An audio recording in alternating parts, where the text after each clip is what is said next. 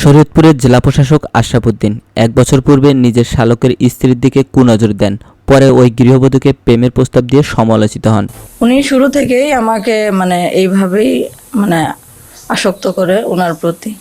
আশরাফ উদ্দিনের প্রেমের প্রস্তাবে রাজি না হয় ঘুমের ওষুধ সেবন সহ আত্মহত্যার নাটক সহ নানা কৌশলে প্রেমের ফাঁদে ফেলেন ভুক্তভোগী নারীকে।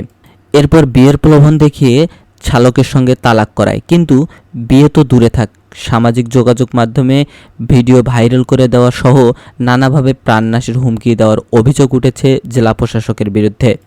গত বছরের 22শে অক্টোবর এলেঙ্গা রিসোর্টে ডেকে নিয়ে ওই গৃহবধূকে নানাভাবে নির্যাতন ও শ্লীলতাহানি করেন। বিষয়টি কাউকে জানালে তাকে মেরে ফেলার হুমকিও দিয়েছেন বলে অভিযোগ করেন ওই নারী। আমি টাঙ্গাইলে এসে আশ্রিত হয়ে পড়ে আছি। আমার দুরবস্থা, আমার সামাজিক এবং ফ্যামিলি আত্মীয় স্বজন সব দিক দিয়ে আমি চরম বিপর্যস্ত অবস্থায় আছি। সম্প্রতি ভাইরাল হয়েছে তাদের একটি ভিডিও। জেলা প্রশাসক মোহাম্মদ আশরাফ উদ্দিন 2024 সালের নভেম্বরে শরীয়তপুরের জেলা প্রশাসক হিসেবে যোগদান করেন। শারীরিক সম্পর্ক নিজের থেকে কেন করলাম না, সেই জন্য সে আমাকে যে মার শুরু করলো, আমাকে তুলার মতো মারছে। সে ঢেল দিয়ে ফেলে দিচ্ছে, তুলছে, আমি অজ্ঞান হয়ে যেতাম, উপর থেকে পানির বোতল দিয়ে পানি ঢালতো, সেলস ফিরে আসতো, আবার মারতো। কিন্তু সরকারের এত বড় দায়িত্ব থেকেও এমন অপকর্ম যুক্ত হওয়া সত্যি হতাশাজনক। তবে ভুক্তভোগী নারী এখন যথাযথ বিচার পাবে এমন প্রত্যাশা সবার।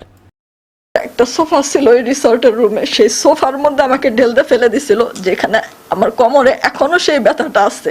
তারপরে একসময় আমার হার্টে ব্যথা শুরু হয়, প্রচন্ড ব্যথা শুরু হয়, বুক ধরে কাতরাইতেছি, এক পর্যায়ে অজ্ঞানের মতো পড়ে যেতেছি। তারপর বলে কি, এই তুই এখানে মরলে আমি ফেসে যাব। আমার স্বামী, সংসার, সন্তান কিছুই নাই, আমি আজকে পথের ভিখারি।